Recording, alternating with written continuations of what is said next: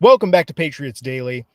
Khari Thompson here, reporting to you live from downtown scenic Jamaica Plain, Massachusetts.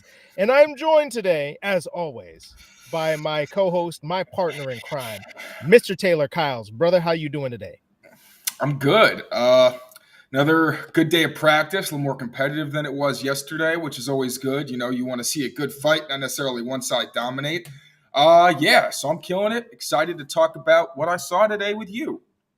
Excellent. And, to be clear, we don't want to see real fights, because then that ends up with people getting kicked out or cut in the case of, the Tennessee Titans. They got a guy cut today because he's been fighting with everybody down there. You don't want to see that. He's trying to fight Jeffrey Simmons, which is possibly the most out-of-pocket thing you could do. I mean, give him credit for just like not having any regard for his own life. At the same time, have a little bit of regard for your own life and your career. But let's talk about the fight that the Patriots offense has been putting up against the defense lately, including, saw a couple of videos out there of one Mac Jones dropping some balls in the bucket. What's been going on out there, brother? Yeah, so today was kind of strange, actually. For most of the competitive reps, we saw Mac Jones throwing to mostly what were projected backups. He was throwing to like Trey Nixon and Demario Douglas, Kayshon Boutte, Anthony Ferkser. And he was asked about it after practice and actually said that it seemed like Belichick was trying to just make things harder for him. And I remember we were talking about, at some point, even if they do well, it might even out a little bit. And it seemed like Belichick was really trying to force the hand there. He was like, all right, the offense is doing a little too good. Let me give my defense a fighting chance. Mostly joking. But yeah, his best throw of the day, I would say, best throw at camp really, dropped it in the bucket, as you said, to Trey Nixon on a corner route. I think that's one of Mac Jones' best throws he's got in his bag. He's really good on those corner routes. But it was a shaky day a little bit. There was a play where Trey Nixon either fell or didn't finish his route, and Mac ended up throwing a pick to Kyle Duggar. It just looked like a big mess. That one I put on Nixon, but there was another one where he forced it to Mario Douglas into like double or triple coverage. Defenders were wearing like these mitts, the kind of pads they have where it's to teach them not to get grabby and kind of be better about positioning and using your hands to judge where a player is at, not necessarily, interfere with them. That was a pretty rough one. And I think it may have been a force because we haven't seen Mac make those kind of throws really. So I'd kind of put that up to maybe he was uncomfortable kind of at the start of that period with the new supporting cast, found his groove a bit. But other than those two plays, nothing egregiously bad. Zappe looked pretty good. He was throwing all the veteran receivers, and he looked pretty I don't want to say there weren't any like crazy throws or anything, but it seemed like he was keeping the offense on schedule. To be very clear, Mac was throwing against who we would probably assume are going to be the top defense, and Zappe continued to throw with what we would assume to be more of the reserve guys. So the competition levels were very different. But yeah, it was a pretty good day for Mac Jones. Then they got into red zone periods. There was one throw that he was completed to Kendrick Bourne in red zone when he had all of his full complement back with him. Although it was a nice catch by Kendrick Bourne, but at the same time, Christian Gonzalez actually tripped and seemed like he could have made a play on the ball but didn't. So that one is kind of like, I'm not sure how that would have gone necessarily if Gonzalez was fully in for the rep. But then they followed it up with a touchdown to Juju Smith-Schuster on what actually looked like the same play that Malcolm Butler intercepted in Super Bowl, was it 49? I don't know how to read those numbers. I don't know how to read Roman numerals. I think it is 49. It was the one that happened in 2015. Yes, that one. Yeah, so it was more of a Bill O'Brien design thing, not necessarily, Mac Jones making a crazy play, but they executed on it. And there was another play where he put it on Devontae Parker. Maybe could have put it a bit higher, but it looked like Parker had a shot at it, and Jonathan Jones made his third breakup on a Devontae Parker jump ball since training camp started, which is, Jonathan Jones, scrappy, as we all know. If you give him a chance, he's usually going to make a play. So, yeah, not the same consistently productive day for Mac Jones that we saw yesterday when the offense was on fire, but really nothing alarming either. He was presented a challenge. I think he handled it pretty well for the most part. And I think there are a couple of things in there that I want to talk about because it's important to the context of what – yeah, 49 because 50 was Manning steroid. The Manning steroid Super Bowl. Okay, but a couple of things for context is, one thing that I've seen, veteran football people say is that they don't mind seeing quarterbacks throw interceptions in camp, and particularly the kind that you're talking about, where it would be a ghastly, horrible thing to see in a regular season game, like throwing willingly into double coverage or whatever, unless you got like Megatron. It's like, well, he's down there somewhere. He's going to make a play. Doesn't matter if he's triple covered. I'm going to go ahead and do it. But, that they don't mind seeing guys throw interceptions or force things, because you got to figure out what you can get away with. And so I would kind of chalk some of those things up to that, even without seeing it. I think there's going to be some of that. I know I saw Mac Jones throw some interceptions last year in camp where it was clearly like he was throwing trust balls to Devontae Parker, and they were figuring out the chemistry. And like normally you could see things like where Mac Jones would be pissed when he throws an interception or makes a mistake, but you could kind of tell he was like, okay, well, that one didn't work out. And it's like, we'll get that one figured out. And Belichick and Matt Patricia, like nobody really seemed to have any reaction to it, because it was like, all right, fine, we'll get to the next one. So it sounds to me like he is in a good place. They are in a good place. And that throw in particular that I saw, because I think I saw a video of exactly that throw you were talking about with Kendrick Bourne versus Christian Gonzalez. So there are a couple of things with that. First of all, you are absolutely right. Mac Jones loves his corner routes and loves his kind of outside breaking routes toward the sideline, which don't always work out well for him in terms of throwing outside the numbers. But I think he can be better about it. He can be better at it than I think people give him credit for. And it's all about timing and placement with him. And that was really how he got going in 2021 in training camp when he was in the competition with Cam Newton. It was those corner routes. He was hitting them automatically, just over and over and over again in red zone period. He's hit Kendrick Bourne on those. He's hit Jacoby Myers on those, in over the past couple of years. He's very good at that. The other thing on the other side of the ball that you mentioned, right? Christian Gonzalez, he was there, but it seemed like he tripped, or otherwise he would have made the play. Jonathan Jones in Devontae Parker's hip pocket constantly, batting away those jump balls. The thing that really strikes me about these corners is that by and large, they seem to be in the right place all the time, or for the most part, whether or not they make the play. We got a fire truck coming past. I just want to go ahead and flag that for you. If my daughter was here, she would be loving that right now. Bye, guys. Good luck. But one thing but I think that's the thing to keep in mind, right? When you're talking about Christian Gonzalez and some of these corners and their production, right? And how will we know if Christian Gonzalez has had a successful year? It's going to be hard to say that, oh yeah, he's had a successful year just because, he got like 7 interceptions. Like not everybody's going to have that Trayvon Diggs year. What you will be able to judge it by is if he's just generally in the right place. He will make plays if he's in the right place, and then just wait until next year when he's really in the right place and he gets the game speed figured out and calibrated and like, oh, I can get on this a step earlier. That's when the interceptions and the PBUs are really going to start happening. Yeah. Right now, I just want to see Christian Gonzalez consistently being in the right place, not getting beat all over the place or lunging too hard and getting himself out of position. As long as he's doing that, he's going to be fine. Yeah, I'd agree. I mean, like you said, even and we've seen it in a couple clips, especially when Gonzalez had that one rip yesterday against Devontae Parker where he's right there, and Parker even said, like, that wasn't pass interference. I'm allowed to push off a little bit. You're just not supposed to extend. I thought he did a good job of that. But Gonzalez will learn. Like, Parker is the best person to put him up against, because I don't think the issue is whether or not Gonzalez is going to be in the right places. Like you said, he's very good. He's a freak athlete. He's one of the rare young corners who plays to that athleticism and also has great recognition. His thing is, okay, like Devontae Parker, he's going to win 65, 70% of those jump balls. Gonzalez has the athleticism to affect the catch point in those situations. He's just got to actually come through. Marcus Jones, actually, I might segue this into kind of talking about Demario Douglas. Marcus Jones, very, very sticky and athletic corner who even last year you'd see that he'd give up catches, but he was right on the hip. Demario Douglas has been leaving him in the dust consistently on one-on-one drills. Now, to a degree, NFL receivers should be winning in those drills. In real life, usually you have, help inside where a guy may be starting with certain leverage. And, it's not every rep is created equal. But when you're getting like multiple yards of separation, that Sounds stands like, out. yeah, it sounds like Demario Douglas is beating the brakes off Marcus Jones.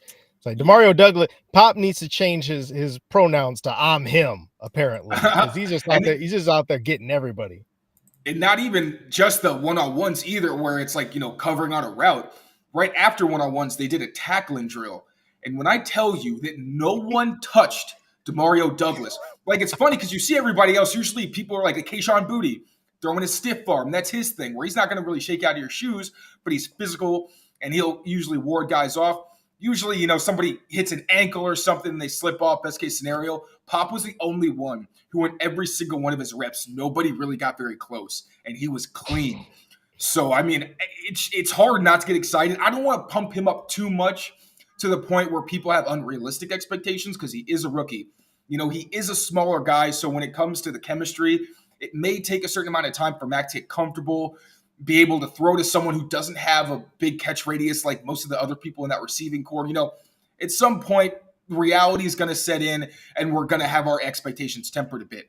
But I also don't want to take away from the outstanding performance that this young guy is putting out there on tape. Like, I have yet to see a truly bad rep from Demario Douglas where I'm like, yeah, you really – I don't have film breakdown. I can't review plays. Right. So I'm sure there's minute things that his coaches are saying do better. But, man, like, he is consistently popping, and it doesn't ever feel like – Keyshawn Booty early on, where he was making athletic plays, but he wasn't finishing at the catch point or coming down with him all the time necessarily. Douglas is making really every catchable target that he's getting. So, I mean, the excitement is warranted.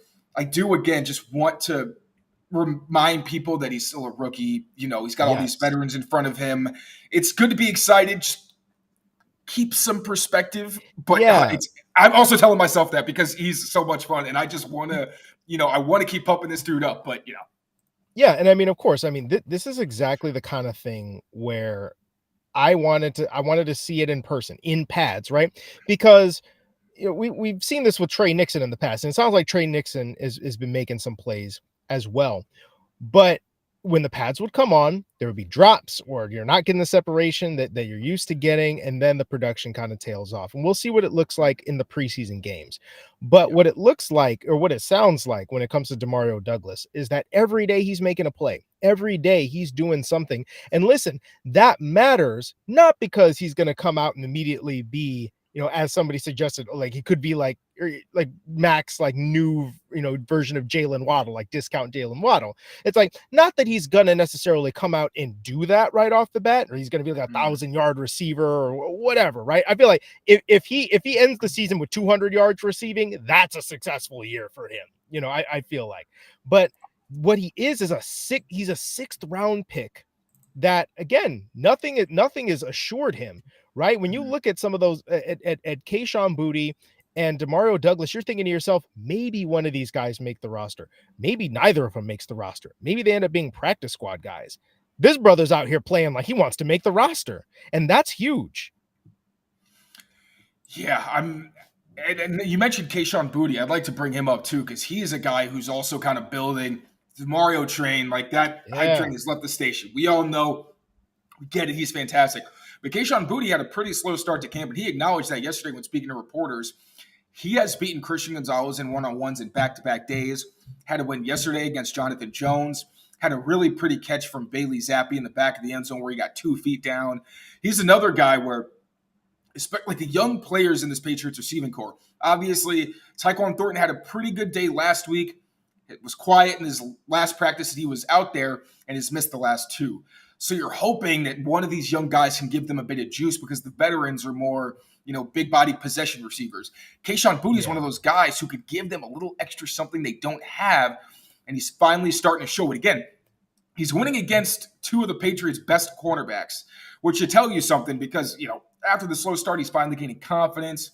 We'll see how that translates to his usage and whatnot, but he's another guy that temper expectations, of course. But that 6th round draft status was mostly because of off the field stuff, the character concerns that were surrounding him and his draft profile and whatnot.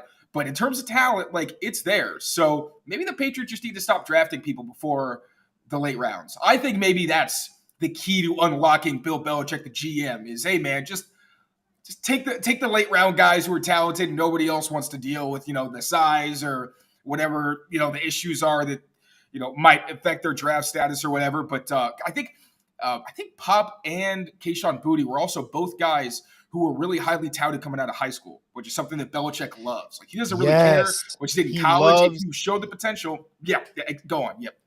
He loves his 5-star recruits. I mean, when you think about it, right? Jack Jones, right? Who's the person I want to segue into. He was a guy who had a lot of trouble in college and he had to transfer, and he's getting suspended for various reasons. He was a 5-star recruit in high school, though. The brother had talent, and so they took a chance on him when other teams might not have, and certainly didn't before the 4th round. By the way, I want to talk about one Jack Jones because it seems like he had a very interesting day down at Gillette Stadium. And so from what I saw, he got beat on a rep by, I want to say it was Kendrick Bourne. Yeah. And then he was fired up about it. From your vantage point, what did you see on that play? And what happened next? Because we started seeing people saying that he got kicked out of practice, but it sounds like from your perspective, you're not so sure he was kicked out, that he might have just walked off. Yeah, so rookie reporter that I am, I didn't see what happened immediately after the play because, I saw the completion. I was trying to write things down. I had my binoculars on. So I was mostly consulting with Brian Hines, who works with us at CLNS and also at Pat's Pulpit, and Phil Perry, who does a great job for NBC Boston. I was trying to compare notes and see what they were seeing. And it seemed like, so this happened. He was very, very animated about it, apparently right after. And then I believe he was talking, I think it was Peppers was talking to him, trying to calm him down, like really trying to just get his head back on. And he wasn't having it. And I'm not sure if he was told, hey, you need to leave the field. I didn't personally see that part, but I did see him walking off. Again, whether or not somebody told him to or not, I don't know. But bottom line is he left the field after it seemed like a pretty routine completion. Like, they had the mitts on, so it's not even like he could go out and try to jar the ball loose. And obviously we know he does not want an out route completed on him. Like, that's Jack Jones's whole thing. He's like, do not throw outs on me. I guess he really means it because he was not happy. So he disappeared. A couple periods later, he comes back, has a conversation with Matt Groh. I believe Jalen Mills was talking to him after. Jalen Mills is also kind of an animated guy and was trying to obviously we don't know what they were saying, but I'm sure these veterans were just trying to give him perspective, be like, hey, man, like, you are in position where you could have a great role on this team. Like, you could be a legitimate contributor, but you got to be doing the right things. And you got to keep your head on. And Jack didn't participate for the rest of practice. So obviously a situation that warrants monitoring. Isaiah Bolden was the top corner when the Patriots were rolling with their last 2-minute drill, which is how they usually end these practices. This time it was full speed, so this is a really competitive drill. And I'm pretty sure Jack would have been the one out there otherwise, because Bolden hasn't really been getting those kinds of opportunities, although I think it is promising that someone with his athletic profile is at least getting those chances. But yeah, I mean, it was a bizarre situation. Not what you want to see from somebody who's already, got legal trouble, don't even know for a fact he's going to make the team.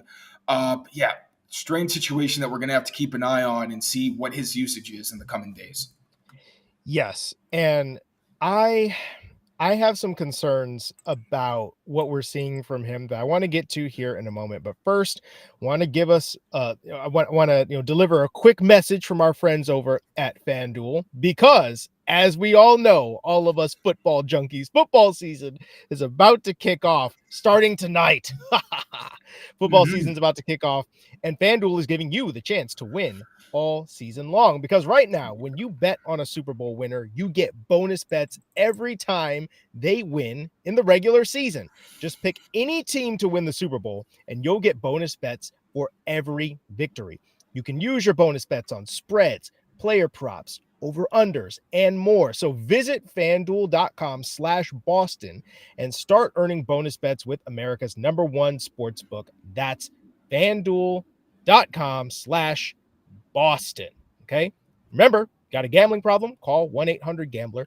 Hope is here. Gambling Helpline, Massachusetts.org, or call 1-800-327-5050 for 24/7 support in Massachusetts. And make sure you go ahead and call, if you're a New Yorker, okay, make sure you call 1-877-8-HOPE-NY or text HOPE-NY. All right, so let's get to Jack Jones, because I think it's not a talent issue with him. We know it's not a talent issue. It's a maturity issue. It was a maturity issue in college. It's a maturity issue now. And it was a maturity issue last year with what we've been hearing about him not attending his rehab sessions or not doing what he needed to do, which led to his suspension.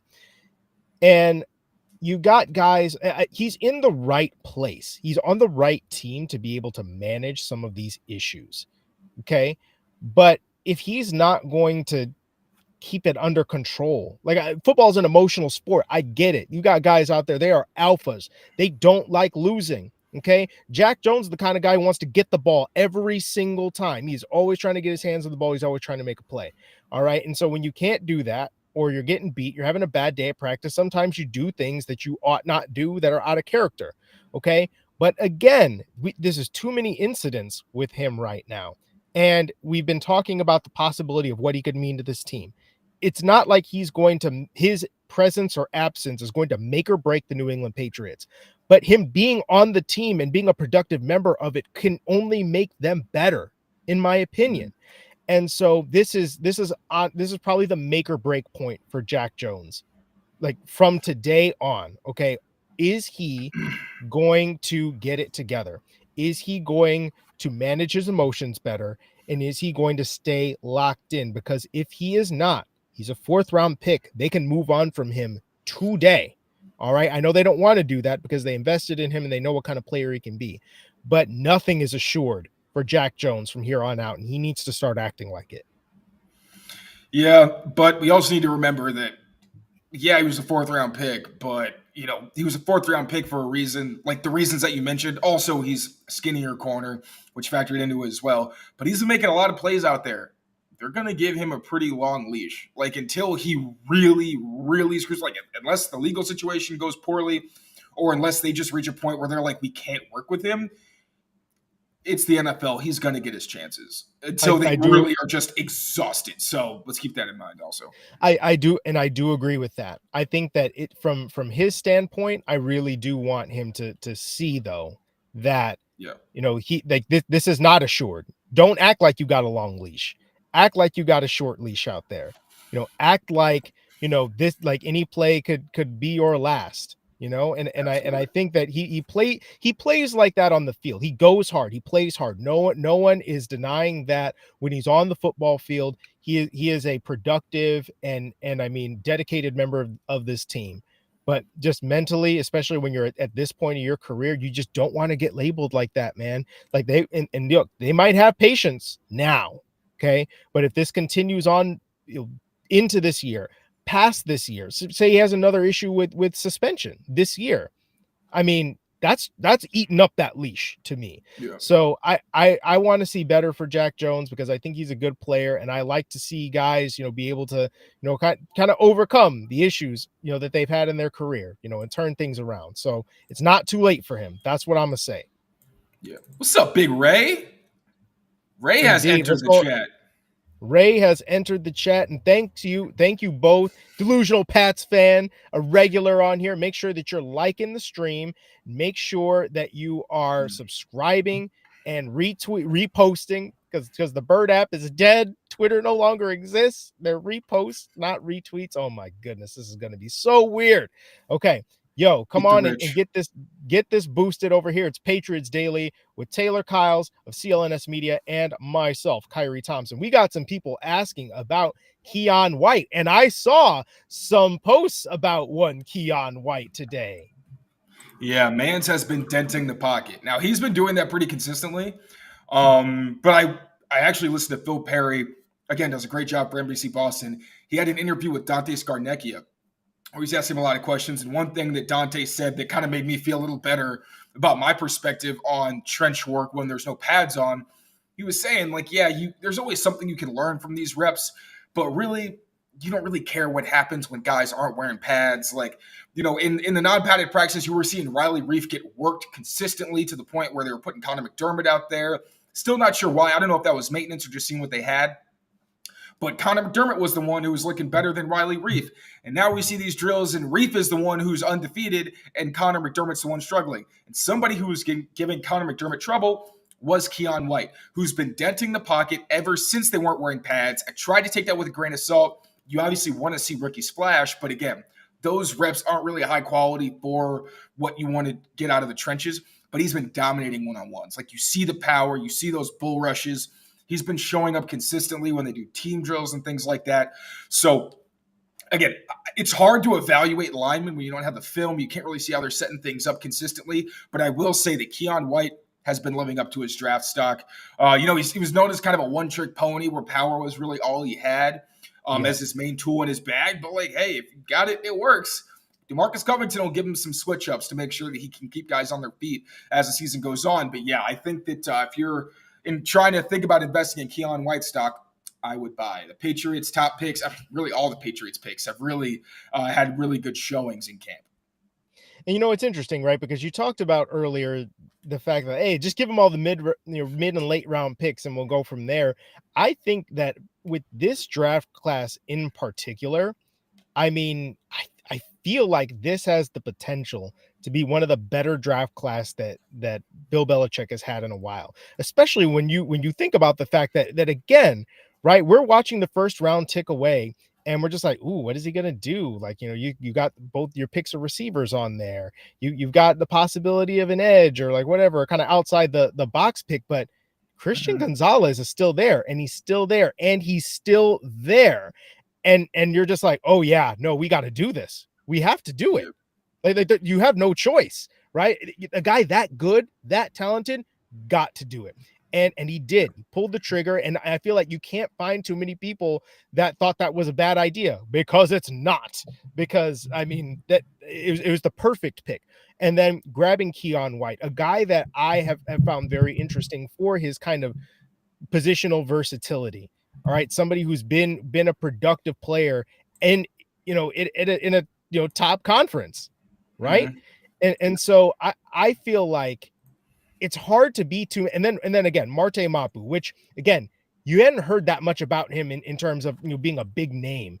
But again, all you had to do was turn on the tape. You could see immediately why they liked him and why he should be a third round pick. And I feel like already when you think about just how much he's been on the field, it just sounds like that could be another hit. I mean, we got to see it on the field. We got to see it on the field. But man, I'm so excited for him. So, and I'm even seeing people, maybe besides the kicker or the punter, the things like that. Like we don't want to talk about that here. That's fake news. That not besides the kicker. Chad Ryland has been good. Bryce Behringer has been good. Like I've heard that Ryland is over here kicking the ball into the stratosphere, and Behringer, well, I mean, look, it's usually hard to convey punter highlights in training camp unless you're there, but sometimes you just gotta see the ball scraping the sky or how it sounds coming off a guy's leg, and it sounds like the Patriots got a dude in Behringer. Yeah, that's what I was gonna say. It's not even necessarily what you see is good, but it's the sound. That ball explodes off Behringer's foot. And today they were working. It looked like they were trying to pin guys inside the 5. Behringer was doing it. He was making it look pretty effortless. He's been doing really well. Chad Ryland has been pretty consistent. He shook off what was, I think it was last practice or 2 practices ago, where he kind of tucked it inside to the right. And it seemed like Brian Hines, again, of CLNS and Pat's Pulpit, my guy, he mentioned that after it hung a bit to the right where he kind of squeezed it in after 3 really good kicks, the 5th kick and his final kick, he kind of shanked it to the left. So it seemed like he overcorrected. Today, a lot more consistent. You're still seeing, I think he's kind of working on not scraping that right edge. He doesn't do it consistently. Most of the time it's fine. Every once in a while those will sneak in. But he's a rookie. You're not expecting him to be perfect. You're expecting him to be young, have a good leg, and be someone they can work with. Seems like he has a great mentality. The other day I compared him to Gostkowski because Gostkowski was somebody who was very accountable, very self-aware, and he was good about moving on mentally when he made mistakes. And I think Ryland, there was one on one of his missed kicks, they were asked, like, was it a bad hold? And it looked like the operation was kind of funky before he got it off his foot. And he said, it's my kick. I take responsibility. Like, everything that comes off my foot, that's my job. Like if it's a bad snap, whatever, I have to adjust to that. So I love him from a mental perspective. And the leg, obviously Nick Folk getting up there in age. He doesn't have the most powerful leg. We've known that since he got here. But Ryland, he's the real deal. Like that dude's got a boot. So I know that spending a fourth on a special teamer may not excite people, but I mean, a fourth round pick is just a developmental prospect. Like when you get to that point, you're not even necessarily expecting these guys to become starters. So they had glaring needs at both kicker spots. I said at the time, I still agree with it. These were really highly touted players coming out of college. They're living up to that status so far. I know I'm going on real long about special teamers, but I will also say there was another fourth rounder. Bill Jake Belichick Andrews loves that. has looked very good as well. He's with the backups mostly, but he's getting some mix with the first team guys. He's looking pretty good. So I know that the Patriots fans probably didn't like the fourth round because they got some funky positions and the positional value from the outside perspective may seem kind of weird, but I do still think they got some good players. And another guy that I can't remember if he was a fourth round pick or not, but I do want to talk about one, Antonio Mafi, because that was one of my favorite players in the pre-draft process. It sounds like he's been getting some run with the offensive line, with Michael Onwenu being out, with Cole Strange being on the sideline. So I love to see it. That guy is a load, and I see him being, I mean, especially like he could be a backup. Obviously, you could put him, kind of wherever you need him. But I'm looking at him as somebody that, look, if Michael Onwenu goes and gets paid, that Antonio Mafi is the next guy up. Like there you go. But we're a ways away from seeing that. You don't want to over speculate right here. So I want to ask you a question before we jump off, Mr. Kyles.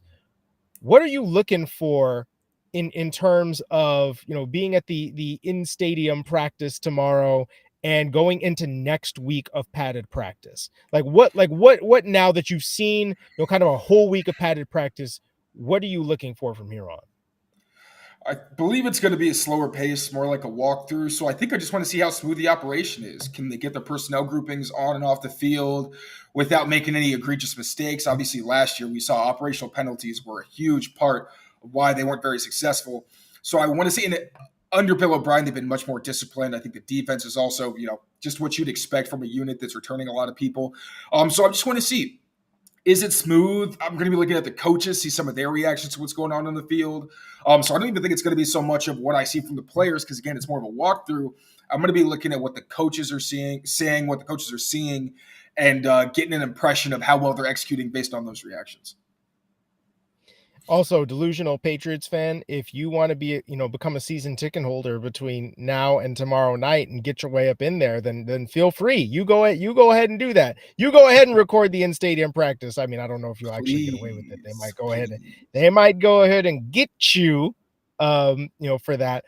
But hey, I mean, the in-stadium practice, the first year I was there was a total snooze fest. I feel like last year was a bit more interesting, actually. There was a little bit more, I don't know. I feel like there was a little bit more intensity. I felt like, even though it was still more or less a walkthrough by and large, but then going into the next week, like pretty soon we're going to start seeing joint practices. And that's when people start getting down for real. Like these guys are going to start going at each other. And that's when you're going to start learning a little bit more about what this team is. We're still a little bit away from that, but we're going into the next week of padded practices, and that at the end of next week, there shall be a game, and we'll get to overreact to preseason football like I know all of you want to. I know I want to. I'm not even gonna kid you. I'm not gonna front. I want to overreact to preseason football too, damn it. But we're still a week away from that. Until then, you're gonna be hearing from us. I'm Khari Thompson. That is Taylor Kyles, and this has been Patriots Daily. Make sure you subscribe, hit the like button. Follow us on Twitter. Be involved in the conversation. Tell your friends. Tell your family. Tell even the people you don't like. Make sure they're all watching this podcast. Tell your enemies. Yes, tell your enemies too. Okay, get everybody on here. We love talking with you. Peace.